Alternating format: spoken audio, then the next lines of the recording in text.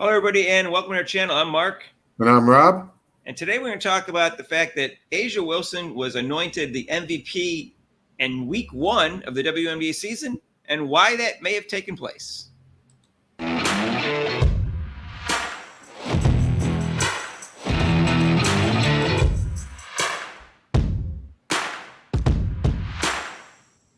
And hey, if you haven't subscribed to our channel yet, please do so and hit the notification bell when you do. We need your help. We're going for 5,000 subscribers. We're getting close. And if you like Kate and Clark, subscribe to our channel. If you like Rob, subscribe to our channel. If you like my Green Bay Packers, they're my Green Bay Packers, Rob. I'm just kidding. Yeah, they're yours. They're yours. I make fun of fans to say that. if you like football, subscribe to our channel. Anyway, just subscribe. So Rob, last year in the WNBA, it was almost a three-way tie for the MVP. Brianna Stewart won, Alyssa Thomas was second, and A'ja Wilson was third. Now, 2 years ago, A'ja Wilson won. That was the second time she had won. She won in 2020 also. And the New York Liberty had the second best record. That's who Brianna Stewart plays for. And the Connecticut Sun, who Alyssa Thomas plays for, has a third best record. The team with the best record was the Las Vegas Aces with A'ja Wilson. So I guess she thought because they had the best record in the league, she deserved the MVP, but it doesn't work that way. It's kind of a combination of things. And she got all upset, and that fueled her this year. And she talked about it in the offseason. She talked about it this year, too, that it fueled her. And I didn't watch the WNBA last year. I'm not even arguing who should have won last year. Yeah. All I know is it wasn't just – there was one white woman that won it, and there was also a black woman ahead of her because she came in third. So it wasn't like it was all white women were voted MVP. I'm sure it seems like a fair vote. Brianna Stewart's – that's her second MVP. She's one of the greatest players of all time. She's basically in her prime. So, they had the second best record in the league. Yeah. So who knows? Who knows whether they deserve it? But it seemed like it was a tough call for the voters, and someone had to win it. Okay, so it doesn't seem like it was racism because Brianna Stewart won. But right. So it's almost like, okay, well, she should have won it last year, so we're going to make up for it this year. No, it doesn't work that way. She had her first 2 or 3 games were really great, and they said she's fueled by the fact that she didn't win it. And guess what? She's the favorite for the MVP right now. After 2 or 3 games, I've been watching sports for 6 years. It's the first time that people have been saying that so early in the year. Like it usually starts around halfway through the season. No, it started after a week. Right. This is like saying any sport. They're like, oh, well, they actually did that with the NBA with Giannis. You're like, oh, he's going to be MVP this year. He hasn't played a game yet. They haven't played a game yet. Or this person. Well, now, Rob, they do projections like who's going to win the Heisman, what are their odds, and who's going to win the MVP. Yeah. But I've never heard it where they basically anointed her the MVP after 3 games. Yeah, MVPs. Yeah. I'm serious. I heard this talk. Yeah. I'm not even making this up. No, it's true. And it's all black females that were doing it. I'm going to drive that point home until I can't drive it home anymore. The tribalism of black females is just, it's insulting. Really. Just quit looking at skin color. I don't care about Caitlin Clark's skin color. I swear to God, I don't care about A'ja Wilson's skin color. I don't even like Brianna Stewart, and I'm going to stick up for her in this particular case. She might have deserved the MVP last year. Right. I don't care if she's white or not white. Yeah, but this to say like, oh, here she's the MVP. Right. What is, like I said, it's almost like with the draft. It's like we're saying with the draft. When they draft number one person, they're going to be a superstar. How do you know? She acts like she got ripped off last year, but Rob, her numbers are way better this year than last year. So maybe that's why she didn't win last year. She's averaging 27.5 points instead of 22.8. Her rebounds are up from 12 to 9.5. Her steals per games are up from 1.9 to 1.4. Her steals are 2.7 instead of 2.2. She's having a fantastic year. Last year, she had a good year, so she didn't get MVP. You can't get it every year, No, Michael Jordan only got it 5 times. He probably should have got it 9. Yeah, I didn't see him get anointed the MVP in week 1 the next year when he didn't win it. I swear to God, I never heard that. Oh, Michael Jordan's getting MVP this year because he didn't win it last year. It seems like it was a good thing because it motivated her. Because now I believe I think she'll be the most she'll be MVP this year. So it seems like last year motivated her to do better this year. Right. Yeah, and I'm not even saying she doesn't deserve it this year, but they're not winning as much as they did last year, Rob. No, I know Chelsea Gray has been injured and stuff like that, but they have a lot of Olympians on their team, and they're still not really, they're only in 4th place. Yeah. So let's not anoint her. It's not like they're in first place. And I don't know if she was upset because so last year they won the championship. They also won it the year before. But that's irrelevant. The MVP award, if you don't know, people are new to basketball, some Caitlin Clark fans are. The MVP award is regular season only. You play the regular season, and then after the last game, all the voters vote, and the playoffs are totally irrelevant. Relevant from last year, relevant this year, everything's irrelevant. Just regular season, who meant the most to their team. And obviously, A'ja Wilson is the best player in the league this year. Whether she was last year or not, I don't know. I didn't watch. Okay. But yeah, and I think she's MVP right now. But it's not a lock, and it's never been a lock since week 1 because that team hasn't really won like they did last year. But her numbers are phenomenal.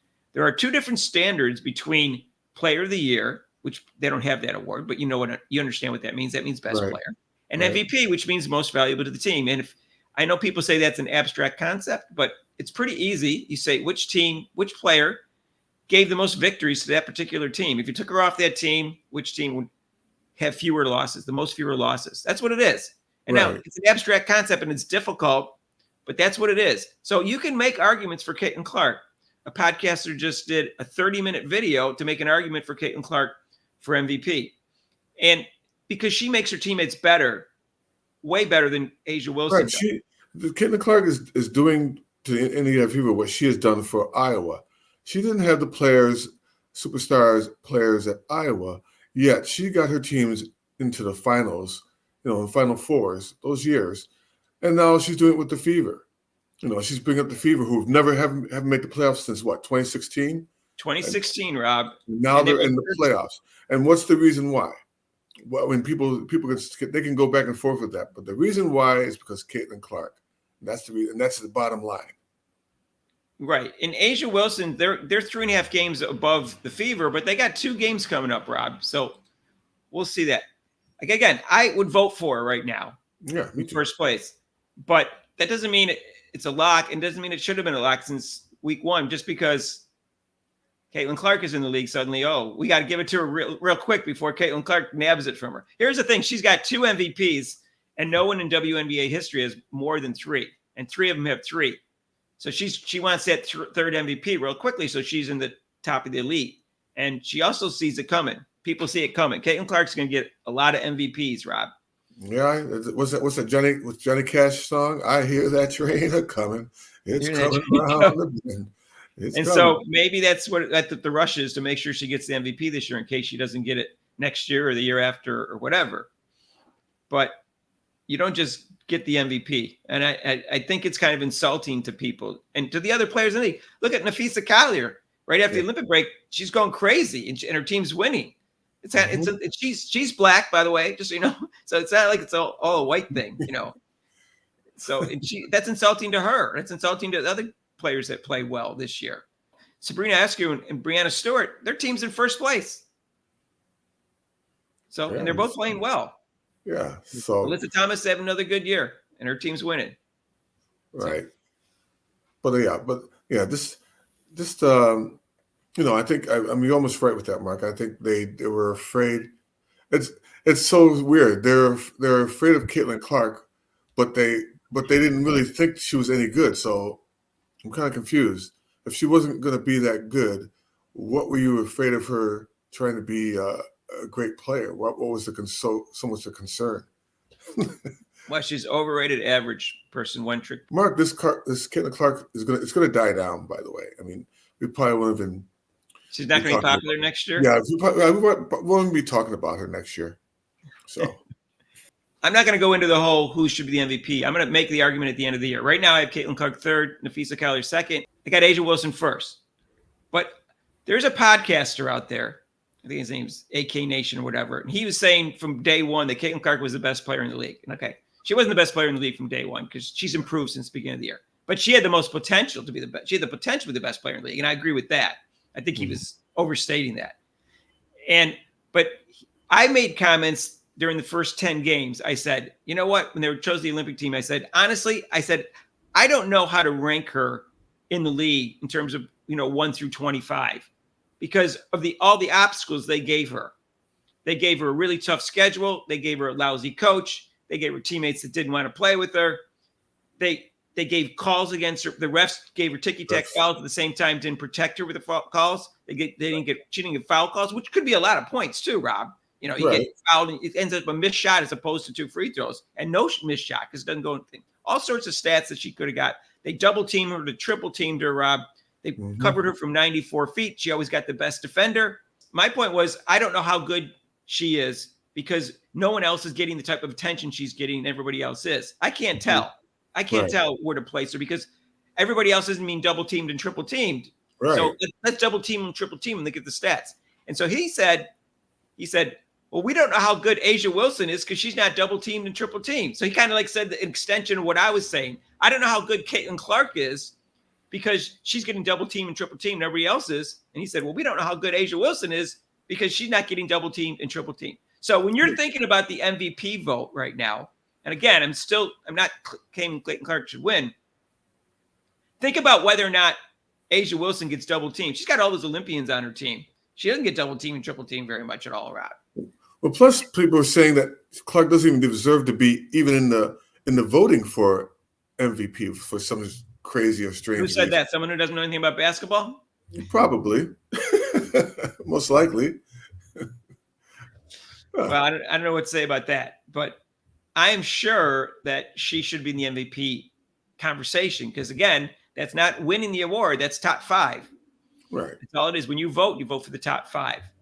And again, that takes place at the end of the season. And in terms of the rookie of the year, we already decided that conversation's over with, but we made Caitlin Clark earn it before we said the conversation was over. We didn't say it was over with in week 1. Same thing with the MVP. They're going to get 60 votes. Now, the rookie of the year will not be unanimous. We know that because there are black females that will not vote for Caitlin Clark. They're going to vote for Angel Reese. We know that. It should be unanimous at this point. Unless something drastically changes in the play of Caitlin Clark and Angel Reese, or the success of the Fever and the Chicago Sky, it should be 100% unanimous for Caitlin Clark. It won't be. Probably like 15 black females are going to vote for Angel Reese. Now, for the MVP award, Rob, I heard someone claim it should be unanimous for her. And I'm not saying it should or shouldn't be. I'm merely saying it's not so clear in this particular case. It's not that clear. And let's wait till the Aces play the Fever 2 games in a row. Let's see how the teams do. Let's see how Caitlin Clark plays, how much she contributes to the win or not the win. And same thing with A'ja Wilson, how great she looks, and what record they end up at the end of the year. You know, because that's all a factor. So let's just keep an open mind on this and quit anointing people in the beginning of the year. And don't anoint Caitlin Clark the MVP next year if she gets off the hot start. She doesn't deserve it any more than anyone else. So don't do that next year, please. I don't care who you are. Right. Exactly. So stop doing that. That's how social media puts everything so early, Rob. It's very, very knee jerk. Very, very knee jerk. They need something to talk about. So they and all the talk shows now. So they start MVP awards so early.